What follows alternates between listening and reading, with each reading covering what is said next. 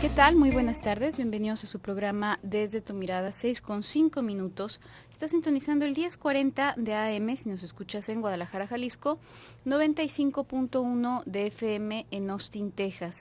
También puedes estar a través de la página www.radiomujer.com.mx. Estamos aquí tus psicoanalistas de la radio, José Luis Amarripa y tu servidora Gabriela Maldonado, el día de hoy para hablar acerca del complejo de inferioridad. ¿Qué tal, José Luis? ¿Cómo estás? Muy bien, Gabriela, ¿tú qué tal? Muy bien, gracias. Y ya entrando de lleno al tema, a propósito del complejo de inferioridad, hay muchas personas que verdaderamente viven, parece como en una especie de, como que se sintieran extraños al resto del mundo y tuviesen la impresión de que las otras personas, sea lo que sea, lo hacen mejor, sea lo que sea, tienen mejores oportunidades o les salen mejor las cosas, absolutamente cualquier cosa, ¿no? Y esto en general se va a la mayoría de las personas lo tienden a relacionar con una persona, digamos, como muy humilde, ¿no? Como que fuese algo incluso hasta cierto punto venerable. A la mayoría de las personas les da en cara que alguien pueda hacer gala de las cualidades de sí mismo o de sí misma, pero en cambio cuando alguien está todo recogido, todo jorobadito y sintiéndose que vale muy poco, bueno, pues las personas es como que en silencio lo aplaudieran, ¿no? Casi. Uh-huh. No, a lo mejor no les da por sumarle a ese complejo de inferioridad, si es un adelante y tú puedes, etcétera, etcétera, pero es casi como un aplauso a eso, ¿no? Como mira, qué buena persona, se valora tan poco.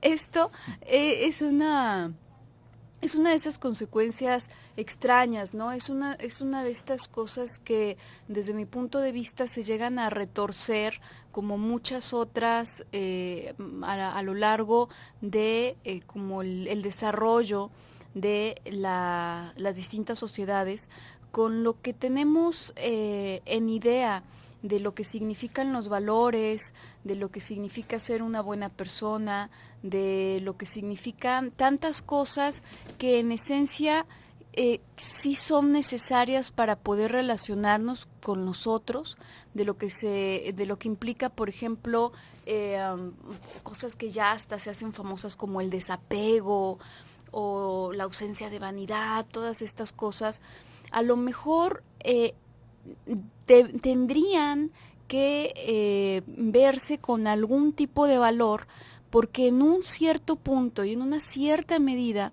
pueden ser necesarias para, de hecho, poder convivir con otras personas dentro de la sociedad. Pero de pronto se las toma como una bandera y se asume que eso es lo bueno por sí mismo, aunque no vaya dirigido hacia ninguna parte. Como en muchas ocasiones se ha mencionado a propósito del sufrimiento, ¿no? Bueno, pues es bueno renunciar y aunque esto duela, entonces entiendo que el sufrimiento es bueno, entonces me voy a flagelar y voy a ser una buena persona. No, pues es que eso no tiene ningún sentido, ¿no? El hecho de que tú puedas detenerte de tomar algo que no te pertenece o de hacerle daño a otra persona, aunque eso te implique un cierto sufrimiento o una cierta frustración, eso es útil, ese sufrimiento, digamos, medido, es útil, pero el hecho de que tú te flageles o pues, no tiene ninguna utilidad, ¿no? Sin embargo, estas cosas a veces parece que cobraran vida por sí mismos, estos conceptos, y las personas los adoran, ¿no? Una de estas cualidades, entre comillas, es esa dichosa humildad. Uh-huh. Y esta humildad que tiene una raíz curiosa, que en algún momento del programa ya lo habíamos hablado, ¿no? Cuando hablamos de personas humildes, ¿A usted qué se le viene a la cabeza? ¿No? Podríamos pensar en una persona que vive de una manera muy modesta, una persona que no presume, ¿no? Una persona que tiene como esta sobriedad que nosotros estamos pensando como un valor social. Pero ¿qué más hay atrás de eso? Humildad, humillar. Es curioso porque también la palabra de humildad se utiliza y es una manera de describir a las personas que se humillan. Una persona que se deja humillar, que de alguna manera se hace ver menos menos que los demás, ¿no? O menor, es lo que quería decir. Menor o menos que los demás. Y esto, pues, resulta algo bastante atractivo socialmente, pero como en un binomio medio extraño, porque si todos fuéramos así de humildes, pues imagínese, ¿no? ¿A dónde nos llevaríamos?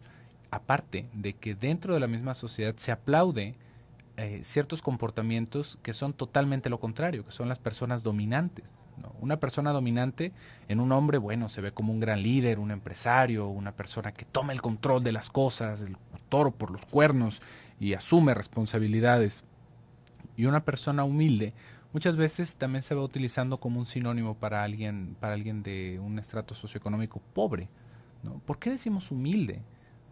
A final de cuentas, ¿qué es lo que estamos diciendo? ¿Cuáles son estas características que se van persiguiendo o que se van idealizando?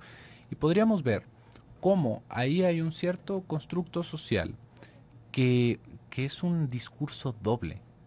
A ciertas personas se les va exigiendo humildad y a otras personas se les va exigiendo ser dominantes. Es como si hubiera una clasificación de personas en nuestra cabeza, porque esto no es como si fuera ¿cómo lo podríamos decir? Como una regla social, ¿no? Bueno, es que tú eres así y tú eres así, o las personas que son así son así, sino que es algo más intrínseco de nosotros, como una relación, como lo iba describiendo Lacan, de amo y esclavo. Y es que dentro de todo esto nos vamos a encontrar con muchísimas conexiones con lo masoquista y con lo sádico, justamente. Ahorita pensando en el complejo de inferioridad, hay muchas personas que padecen de este complejo de inferioridad. ¿Por qué? Porque se sienten mucho menos que los demás. Es que yo siempre me visualizo que soy tan poco frente a las otras personas. Pero ahí nos vamos a encontrar con que eso que nosotros nos autodiagnosticamos como complejo de inferioridad, realmente es rara vez eso. Es rara vez eso. ¿Por qué? Porque nosotros no podemos funcionar si no hay un placer. Nosotros no podemos funcionar si no hay un tipo de recompensa, una gratificación ante nuestros actos. Y en este asunto, en esta posición como de agachados, como se va diciendo acá en nuestro país, uno parecería que las lleva las de perder, porque bueno, es que a mí siempre me pasa, a mí siempre me dejan hasta el final, pero dentro de esa misma postura, justamente hay un placer. Hay esta idea, justamente, de que a mí me tienen que proteger, de entrada, ¿no? Una persona que se va planteando así frente a los demás es alguien indefenso, alguien que requiere de la ayuda y del apoyo de los demás. Una vez más, tendríamos que ver cómo vamos utilizando estos sinónimos de pobreza y de humildad, porque entonces, ahora ya ser pobre se va traduciendo a una persona a la cual se le debe de dar ayuda inmediatamente, ¿no? Y esto nos va a generar unas ideas bastante curiosas alrededor de cómo nos debemos de comportar en sociedad. Así que vamos a estar hablando de esto. Quédese con nosotros, vamos a ir a un pequeño bloque comercial y en un momentito continuamos. Regresamos a tu programa Desde tu Mirada, 6:19. Estamos hablando el día de hoy acerca del complejo de inferioridad. Antes de continuar, tenemos un servicio social. Se están solicitando donadores de sangre de cualquier tipo para la paciente Florentina Frías. ¿Sí es Florentina? Filomena Frías.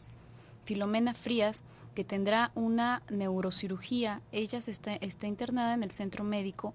Se les agradecerá su ayuda. Interesados, favor de presentarse al banco de sangre en ayunas y, bueno, reportar que están donando para la cirugía de Filomena Frías. Continuando con el tema del día de hoy, hay una condición suena curioso, de la que hemos hablado en algunas ocasiones a propósito de las relaciones de pareja, y es este llamado enamoramiento, ¿no? En el enamoramiento, decía Freud, que la persona, el enamorado, digamos, toda su libido la deposita en esa persona de la que se ha enamorado, no una porción. Nosotros hemos dicho a veces que cuando uno deposita su libido en algo, deposita parte de su libido en algo, pues esto básicamente se traduce en que tienes gusto por eso, tienes pasión por eso. Puede ser en tu trabajo, en tus hijos, en proyectos, en personas, por supuesto. Y entonces estas personas se pueden convertir en amigos a los que quieres bastante, se puede convertir en una pareja, por ejemplo. Es distinto, ¿no? La forma en la que se va distribuyendo la libido. Por supuesto, también hay una parte del libido narcisista que permanece, por si lo queremos poner de una forma gráfica, en el sujeto. Y esta libido narcisista no es que se encuentre, no es que sea algo negativo en sí, sino que también es necesaria, ¿no? En muchos sentidos. ¿Por qué? Porque nos presta esta capacidad de autoobservación, por ejemplo, esta capacidad de autorreconocimiento, no en el sentido de lo hiciste bien, sino de reconocernos tal cual como sujetos, como personas, como que existimos en lo más básico, ¿no? Ya desde ahí se puede ramificar pues calificativos y lo que quieras y gustes, ¿no? Y decía Freud que en el enamoramiento la persona va depositando prácticamente toda su libido en aquel de quien se ha enamorado. Entonces se queda vacío y lo empieza a idealizar en ese mismo sentido. Lo empieza a idealizar y al mismo tiempo que lo idealiza y de pronto esa persona aparece como la persona más fantástica, como la persona de mejor ver que ha existido, como la persona más inteligente, más audaz, etcétera, etcétera, etcétera, dependiendo, por supuesto, de aquellas cualidades que valore cada sujeto. Al mismo tiempo va devaluándose a sí mismo. ¿Por qué? Porque toda esta idealización se puede formar gracias a el hecho de que estoy depositando incluso mi propia libido narcisista en el otro. Entonces vienen estas ideas de enamorados clásicas, ¿no? No me lo merezco, no me la merezco, es demasiado para mí, etcétera, etcétera, etcétera. Y decía, bueno, pues que es únicamente una etapa, tendría que ser únicamente una etapa, la inicial, de este encuentro amoroso, ¿no? De pareja, y a la cual debería sobrevenir, luego de un tiempo, un reconocimiento real de la persona que tienes enfrente, ¿no? Y conforme existe ese reconocimiento real de una persona que no está endiosada, sino que pues es de carne y hueso, simplemente, entonces se va recuperando también parte de esa libido narcisista y se equilibra, digamos, y entonces es hasta entonces que se puede relacionar realmente con esa persona, ¿no? Ya no con mi fantasía, ya no me estoy relacionando con mi sueño, sino con la persona que tengo enfrente, que sí es de carne y hueso y que tiene ciertas cualidades y tiene ciertos defectos, etcétera, etcétera, etcétera, ¿no? Me llama la atención porque en muchas ocasiones cuando hablamos de esta cuestión del complejo de inferioridad, pareciera que la persona estuviese suspendida en una condición similar a este enamoramiento constante y proyectado hacia el mundo en general, no hacia un individuo en particular.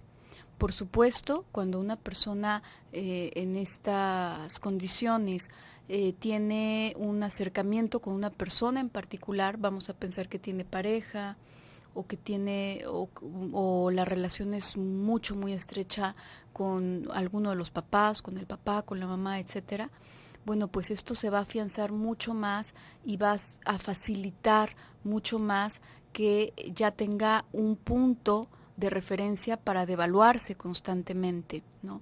Pero en general pareciera estar dispersa esta idealización en el resto del mundo que cobra, digamos, la propia devaluación del sujeto. Uh-huh. Y esto es bastante curioso si lo pensamos desde el desarrollo que vamos teniendo en casa, ¿no? Porque uno esperaría que padres que tienen un carácter muy fuerte hicieran hijos que también tienen un carácter muy fuerte. Y no es esta la norma. Claro que puede suceder, ¿no? No podríamos sacar aquí nuestra tablita y decir, si pasa esto y esto, entonces va a salir esto. Pero al momento de nosotros tener esta figura de autoridad como exaltada, como ya hasta cierto punto violenta, que esto también puede suceder muy a menudo con algún padre alcohólico, lo que sucede es que los hijos encuentran una forma de acercarse o de obtener un cierto afecto sometiéndose. Y entonces esto va a suceder, que esto lo que va a hacer que suceda es que cuando salimos al mundo, cuando estas personitas van entrando a la sociedad, pues son personas sometidas, son personas que buscan este tipo de relación a manera de, bueno, pues esto es lo que se ha aprendido, esta es la manera que yo tengo de relacionarme con los demás. ¿Por qué? Porque si yo expreso mis opiniones, si yo crezco, si yo me supero, no me quieren. Yo lo que tendría que hacer para tener la aceptación de los demás es mostrarme inferior, es agacharme, es hacer lo que ellos digan. Y esto, como le estaba diciendo en el bloque pasado, va haciendo unas configuraciones bastante curiosas a nivel social, porque uno podría pensar que tanto una cosa como la otra son sumamente negativas, pero hay que tener en cuenta que esto es algo que todos vamos viviendo en ambas posturas. No hay alguien que sea víctima sin ser victimario de alguien más. No es un escalafón en donde hay uno que ese es al que a todos les toca, ¿no? Por ahí se va tomando esta analogía cuando se habla de los acosadores en la escuela, ¿no? Bueno, es que si uno de ellos fue acosado, entonces él también va a ser un acosador para las personas que sean más pequeñas, ¿no? Es como si se perpetuara ese círculo de violencia y esto, como le decía, podríamos pensar que inmediatamente es malo, es una cosa negativa, pero este rasgo, si no lo tuviéramos tan acentuado, es justamente lo que nos permite trabajar en equipo, porque luego podríamos tener el contra, una persona que no se deja de nadie, que siempre expresa sus opiniones, que es muy firme con todo lo que hace, y esto inmediatamente nos viene a la cabeza, ¿no? Bueno, pues eso sería lo mejor, ¿no? Sí y no. ¿Por qué? Porque una persona que está armada, que se constituye de esa manera, no puede trabajar en equipo. No tiene las capacidades sociales para poder empujar una piedra junto con otras personas, porque inmediatamente va a correr y la va a querer empujar, se va a lesionar y ya no va a poder hacer nada, ¿no? Es algo bastante curioso cómo hay cierta necesidad de un poco de estos rasgos en todos nosotros. ¿Por qué? Porque yo puedo llegar a un equipo, puede que yo exprese mis opiniones, que yo tenga una voluntad inquebrantable, pero yo hago un grupo y escucho, trabajo en equipo y colaboro con los que están a mi alrededor, sin sentir que esto me somete y sin sentir que esto me hace menos que los demás.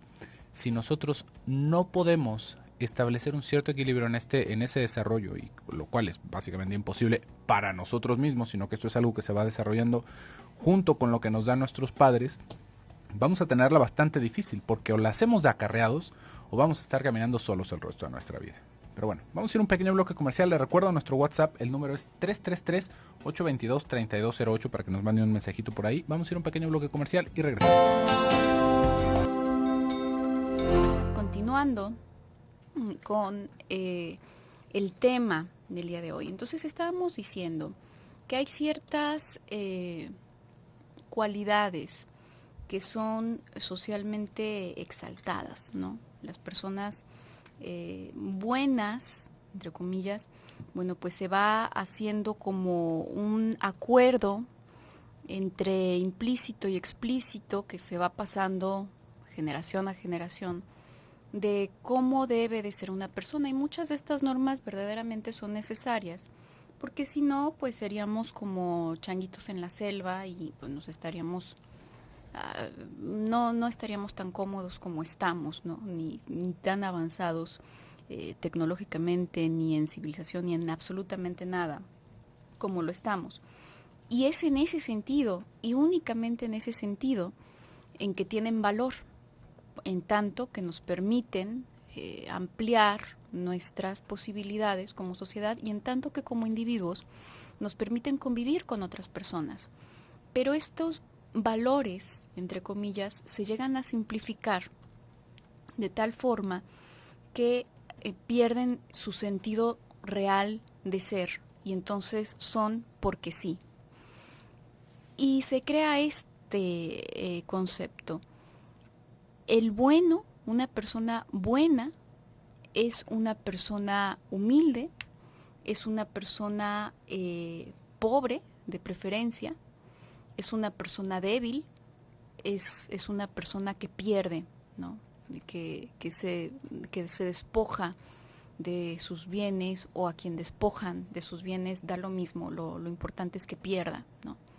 Y lo digo de una forma muy cruda porque verdaderamente esa es la forma cruda en la que se transmite en muchas ocasiones y en la que lo tienen las personas en la cabeza y con ello rigen gran parte de su vida.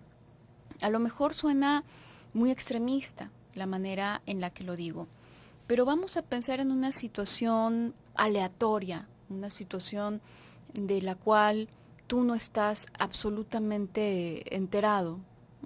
Por ahí en algún momento comentábamos de un video, ¿no? que recorrió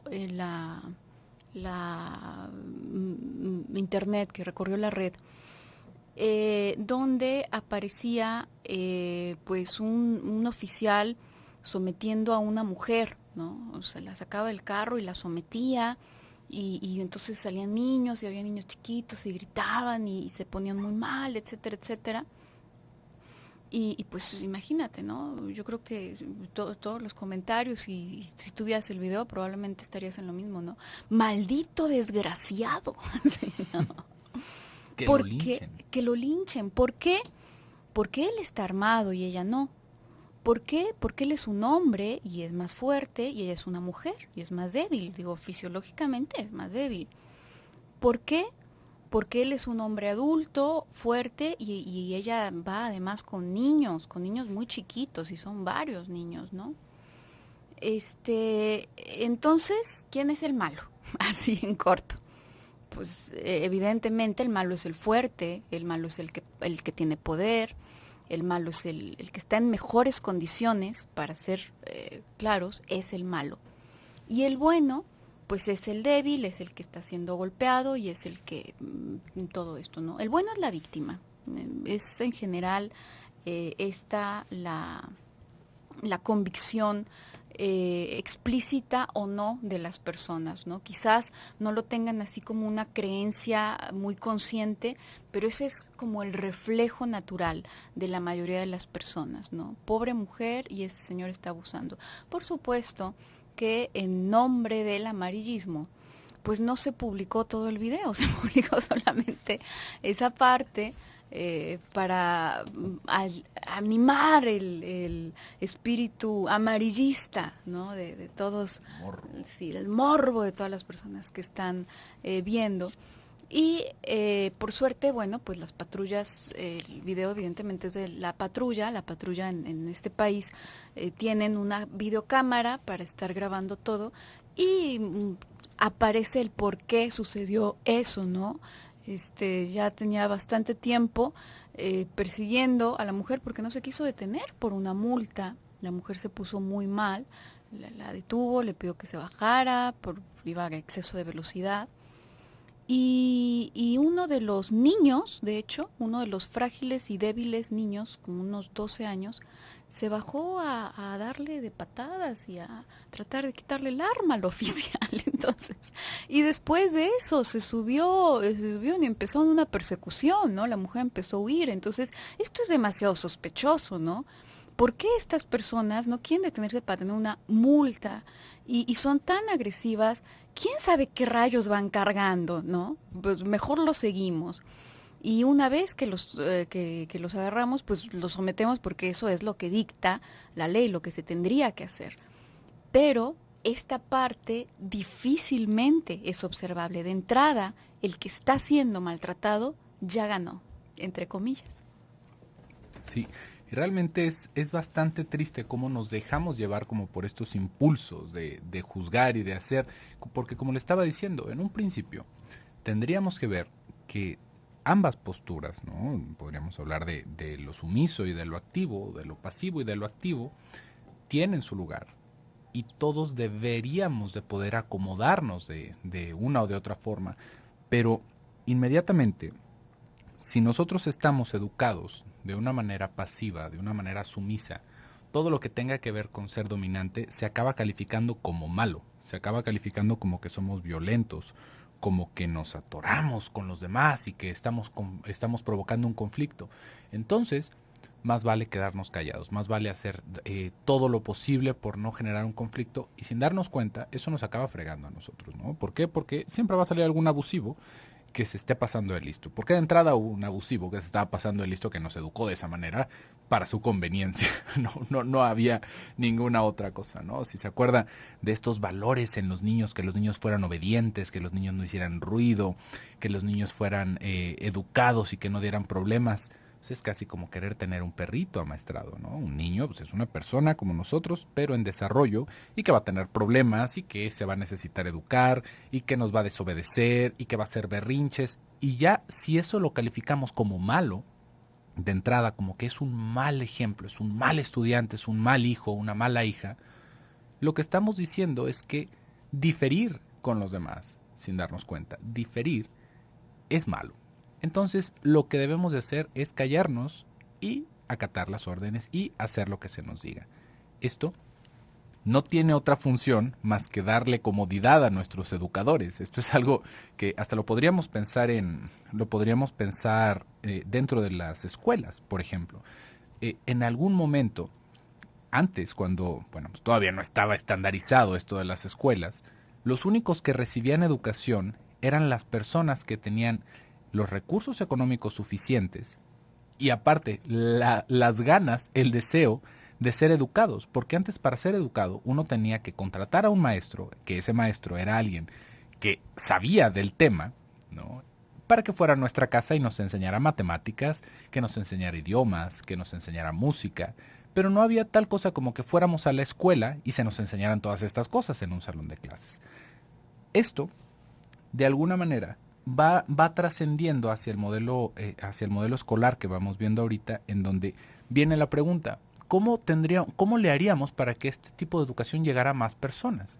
Pues bueno, tendrían que ser salones, porque si no, imagínese, cada persona tener un maestro, pues sería carísimo, es una cosa inconcebible en este acomodo. Entonces, tienen que ser salones de 30, 40 personas.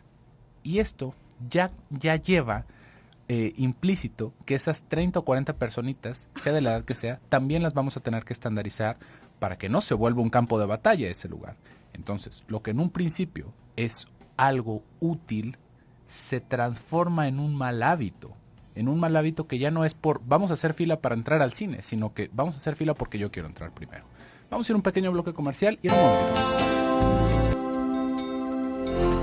Regresamos a tu programa Desde tu Mirada, 6:50. Estamos en el último bloque del programa del día de hoy, pero el día de mañana continuaremos hablando acerca de este tema complejo de inferioridad. Antes, recordarte, se agradece a las personas que participaron con nosotros en la promoción del libro de nuestra página web. La ganadora de la semana pasada fue Sofía Guetta. Ella se llevó el libro de Despertar Conciencia de Vida. Les recordamos que todas las semanas tenemos un obsequio en la página web. El de esta semana es un cupón con valor de 500 pesos para disfrutar de las instalaciones y servicios de Morea Spa. Sí, Morea Spa, parece. Relájate, libérate del estrés pasando un día en el spa. Solo tienes que ingresar a la página www.radiomujer.com.mx e ir a la sección de promociones. Y bueno, pues cada semana hay una promoción distinta para que la estés checando. Y regresando a el tema que nos compete, que es este complejo de inferioridad, decíamos entonces que pareciera que el débil siempre gana, entre comillas, al menos en el discurso social, ¿no? Y este tipo de pensamiento muchas personas lo tienen verdaderamente como propio, ¿no? Entonces se hace ahí una revoltura, una contradicción muy interesante, porque si ganan, pierden, porque entonces ahora son el malo de la película, ¿no? Y si pierden, ganan, pero igual se quedan con la frustración de que han perdido, ¿no? Esto, si lo intentáramos ver en el sentido, tú hablabas, José Luis, acerca del amo y el esclavo al principio del programa. Si lo quisiéramos ver en el sentido, por ejemplo, del sadomasoquismo, también nos podría traer bastante luz, porque esta conciencia en donde al ser pobre, al ser víctima, al ser devaluado, al ser todas estas cosas, gana algo la persona, pues necesariamente nos acerca a el masoquismo, el concepto de masoquismo, que tiene que ver justamente en encontrar placer en el displacer, ¿no? Entonces tendríamos que preguntarnos qué gana esa persona, sí gana, pero qué gana y a costa de qué gana eso y cómo es que verdaderamente lo experimenta. Porque uno podría pensar, bueno, pues entonces a un masoquista, si queremos ponerlo en esta forma simplista de pronto de pensar las cosas, pues le gusta despojarse de todo, ¿no? Entonces vamos haciéndole un favor y vamos sangrándolo, ¿no? Al cabo le encanta, a esta persona le encanta. Ese compañero de la oficina que siempre termina pagando los tragos de todos, ¿no? Uy, pues es que él se encanta, se fascina con eso. Entonces, y a los otros les fascina sangrar gente. Entonces, bueno, pues son el equipo mejor, ¿no? Vamos y que nos invita a todos, nos salió gratis y él fascinado. No es tan sencillo como pensar que simplemente hay un placer en esto y ya, ¿no? Y la persona simplemente lo va a disfrutar. No, la cuestión es que también lo padece, necesita padecerlo, porque es masoquista precisamente. Entonces sí se sufre. En un nivel más consciente, este tipo de condiciones se padecen. El goce masoquista está únicamente operando a nivel inconsciente y es el que hace casi imposible para la persona sacudirse de esa condición.